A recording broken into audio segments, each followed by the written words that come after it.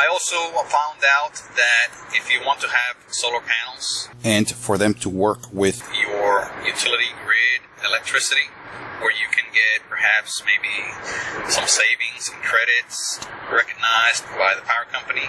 A few years ago, you needed to pay about $300 to get the special meter for net metering, which is the meter that actually detects whether you are saving energy or not, according to them. Because I've been told by credible sources that the regular meter also works for net metering, but according to them, you needed to pay or dish out, cough up, $300, which again was not a problem for me, but it may be a problem for a very large amount of the U.S. population. A lot of the U.S. population lives in poverty or just above poverty or in very dire economic circumstances, although not in poverty, where $300 is just a bit too much for them to dish out for something that they are not sure is going to help them financially, economically.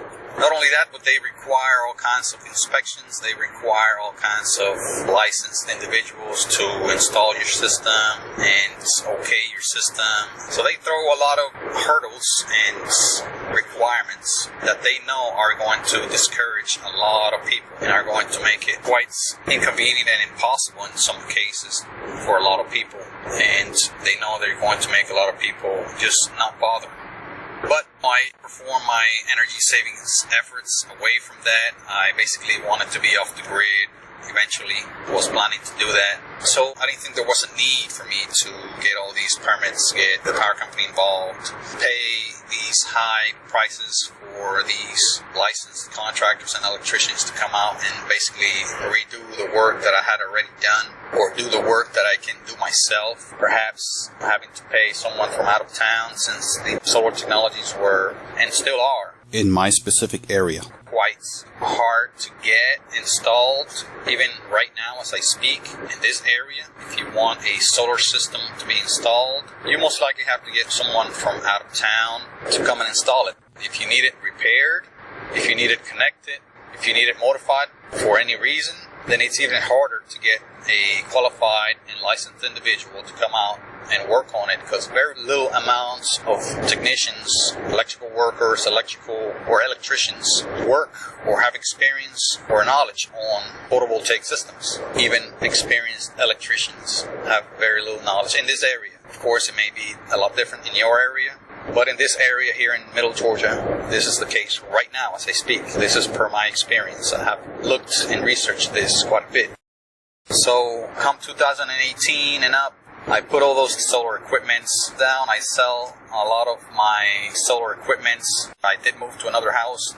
Did not install any solar equipments for years. I was quite disappointed and not convinced at all that I was going to save any money. But a few years later, about 3 years into it, I did get back into solar. I started to work as a solar energy technician in 2019, right before the pandemic. In the summer of 2019, I began to work as a photovoltaic electrician, basically working at a solar farm installation, installing solar equipment, solar wiring at a huge solar project here. 200 megawatt solar field that was put up here in Georgia. And I began to get animated, interested, excited about solar once more. I had also been working in the electrical field for some time, and I was somewhat involved in solar, although not directly in my house. I kept up with some of the installation requirements, technologies, some of the calculations, design requirements, and methods. I became quite familiar with those since I was working as an electrical worker. At the time, I learned very fast about electricity, electrical distribution, AC distribution, and that helped me in furthering my knowledge in solar energy. I was also involved in some solar projects within that industry. So I transitioned over to electrical work in the solar industry, and then electrical work for a commercial contractor through an electrical union here locally. So that was quite exciting and interesting, and got me into the spirit again of trying to save energy, trying to get off the grid, trying to install solar technologies. And gradually I began to install small solar panels and batteries to run a few items, lights, radios, I got into amateur radio in 2019. So I started to power those using batteries and recharging those batteries with solar panels. And then I expanded years later into powering some of my household electronics and lights with solar energy. I attempted to sell solar technologies. Going back in 2016, I opened up a business attempting to sell solar technologies with the hopes of getting into installation services, which are, I believe, the most profitable for a business, the installation labor services for solar technologies. But the area, I guess, was not ready. My strategy was not most optimal, maybe. And the cost for renting that place was quite high. So I was not making much money, or any money at all, actually. And I felt I had to close up and abandon this project before it kept doing more financial damage. I closed up the shop. February 2017, I finally closed it. Before that, in 2011, I had also attempted about close to the same thing, opening up a shop with hopes of selling and getting into installation services. But it was a similar situation where, I drew very little attention. I could not and did not spend perhaps the money required to get a lot of attention using advertising, etc. Not only that, but I was not a licensed contractor and electrical contractor, so I had very many limitations. I could not touch anything dealing with commercial or residential that was tied to the grid, and that was most of it at the time. Most of the installations were on the grid tied. So those businesses did not work, were short-lived. Although they did give me a lot of experience, I did grow and develop a lot of knowledge by planning, preparing, launching, doing all of the things I did during those years, doing those small businesses. I learned quite a bit about the industry, about the practices, about the requirements, about the local mentalities and attitudes towards solar. I did get some attention. I did get some sales. I did attempt some installations, but those weren't enough to keep doing this. So I quit trying to go into business up until after the pandemic. After the pandemic, I was ready to go back into business and try doing business a different way. And instead of having an expensive, costly business, I attempted to run business from home. Doing things from home, work from home was quite popular after the pandemic. Social distancing had transformed the way just about everyone worked and participated in the economy. So going back to those businesses in 2011 and 2016, both of those businesses I again was running in from warehouses. Both, one was a warehouse, the other one was more like a office space with some shop space also in the back. But both of those businesses I ran completely off the grid. I never called the power company so I can get power service connected. I chose to be off the grid.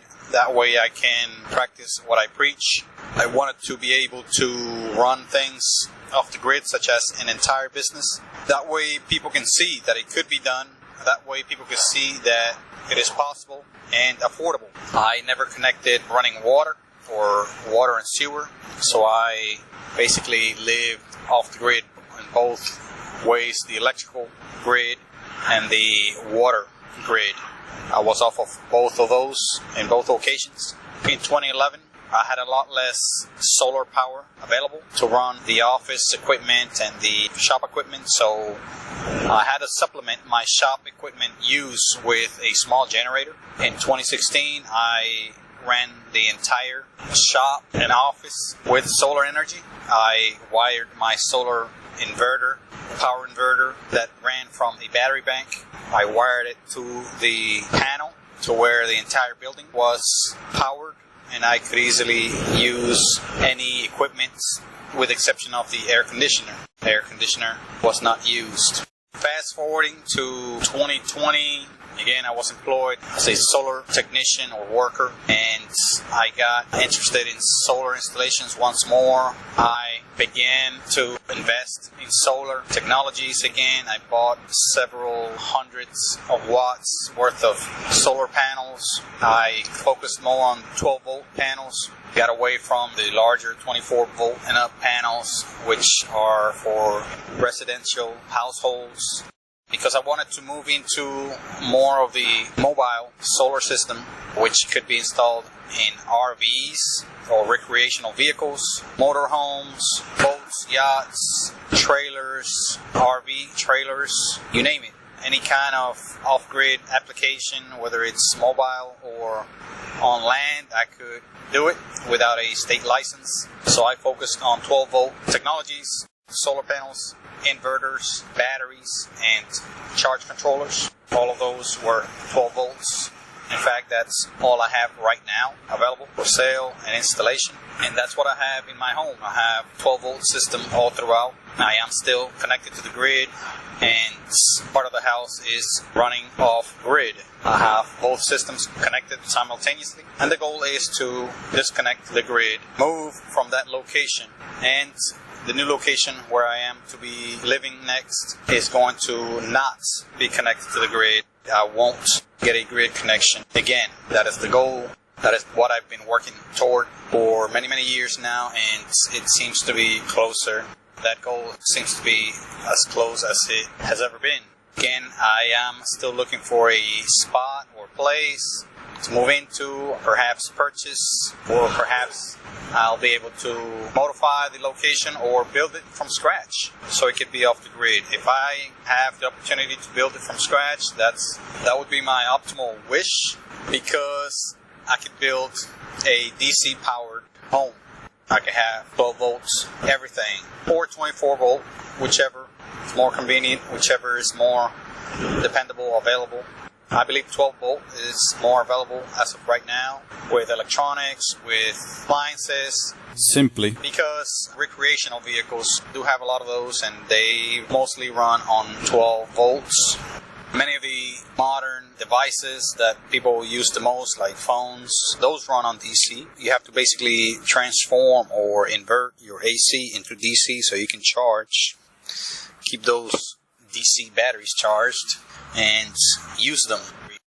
Your smartphone is probably the number one device that most people use for just about everything, including not only talking on the phone, but also surfing on the web, checking your banking.